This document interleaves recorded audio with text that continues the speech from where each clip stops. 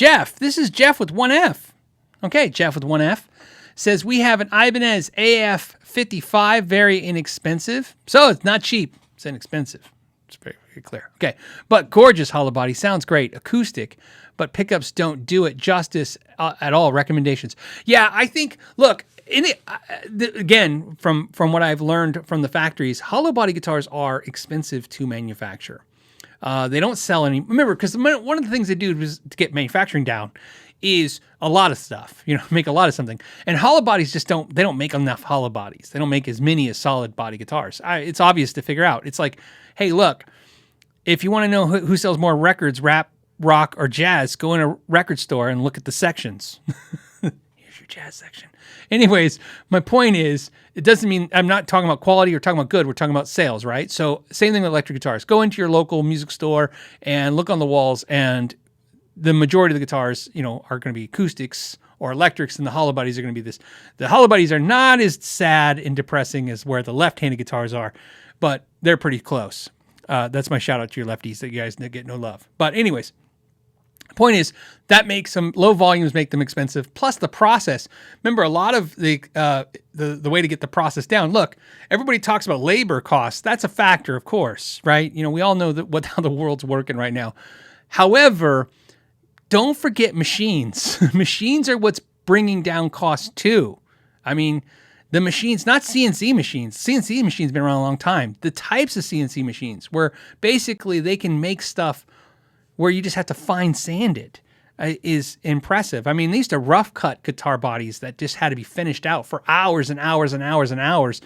You know what I mean? So the machine was just basically there so that there was less issues with the workers losing fingers or getting hurt, working on this, with the machinery, or I should say tools, not machinery, working with the tools. So the machines were there just kind of cut down the stuff. But now the machines aren't there just for that. The machines are there to pretty much do the work. Especially, like I said, some of these manufacturers in Indonesia, their machines will almost complete a guitar with the machines. It's pretty impressive where it's just fine sanding.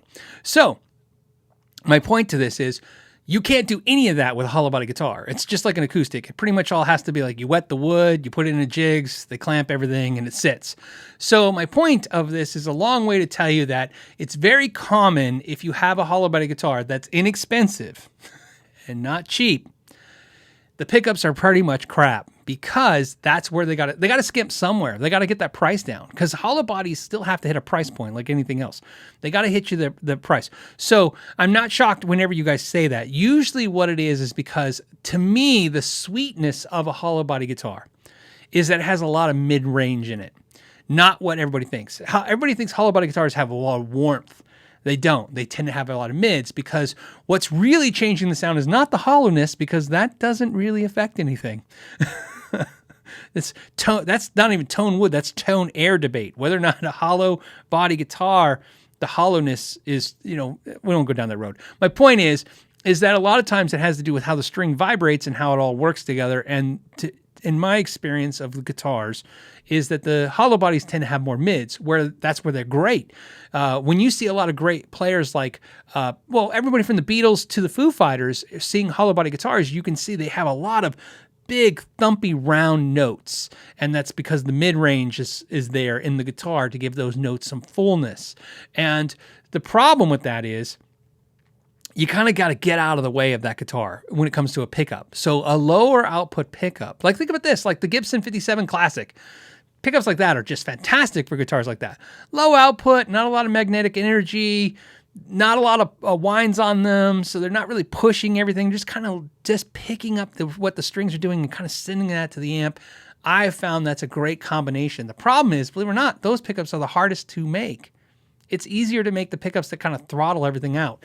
So what I would do, Jeff with 1F, is if you have a multimeter, please do the test that I show everybody. That tons of channels do it. We all do it. Plug into the pickups with the multimeter using the cable trick.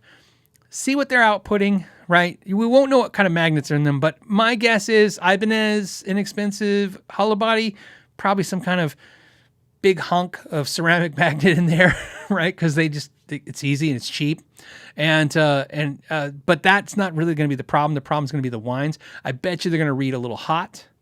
In other words, a lot of resistance. I couldn't guess. I'm going to guess maybe 13K, 14K on the bridge, something like that. Maybe the neck, maybe not so much, maybe 9 to 10K on the neck. You'd probably want to see them around 9K in the bridge and 7K in the neck. Actually, to me, some of the sweetest pickups for hollow bodies are the Eric Johnson set from DiMarzio.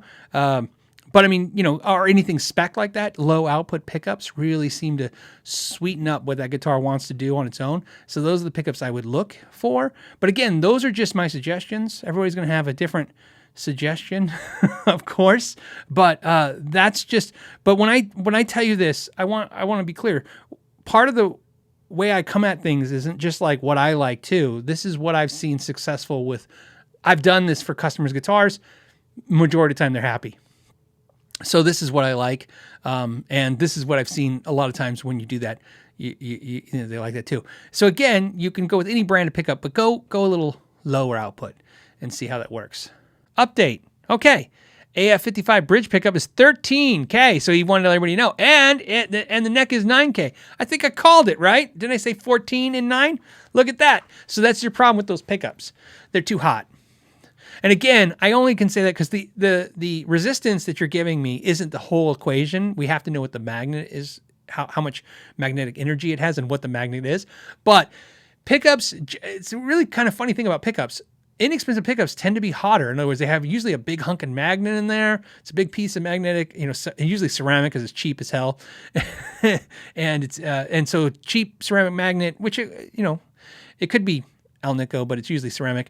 And there's nothing wrong with ceramic. The DiMarzio Super Distortion was invented in the early 70s and is the first readily available aftermarket humbucker pickup. But that's not the only first. It's also the first humbucker to be sold without a chrome cover. He wanted the pickup to be double cream so it could be seen 50 feet away. That way, when artists were playing it, you would know it was a DiMarzio. He also received a trademark, not only for the name Super Distortion, but for the double cream bobbins. By 1975, it was used by Kiss, Edgar Winter, Earl Slick, Return to Forever, and The Who. You can make great pickups with ceramic, but you can also make inexpensive pickups with ceramic, and that's usually what's in the inexpensive guitars, like this. So they probably have a ceramic magnet that's got it's big, it's probably got a lot of magnetic energy on it, and then it's overwound, which is weird. You would think they wouldn't wind it so hot, so many winds, but they do that because it's a great way to kind of make the pickup sound good. You can make a cheap pickup sound good by giving it a lot of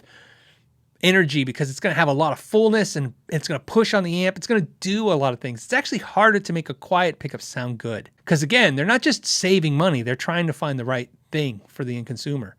So Jeff, I would ditch those pickups. So there you go.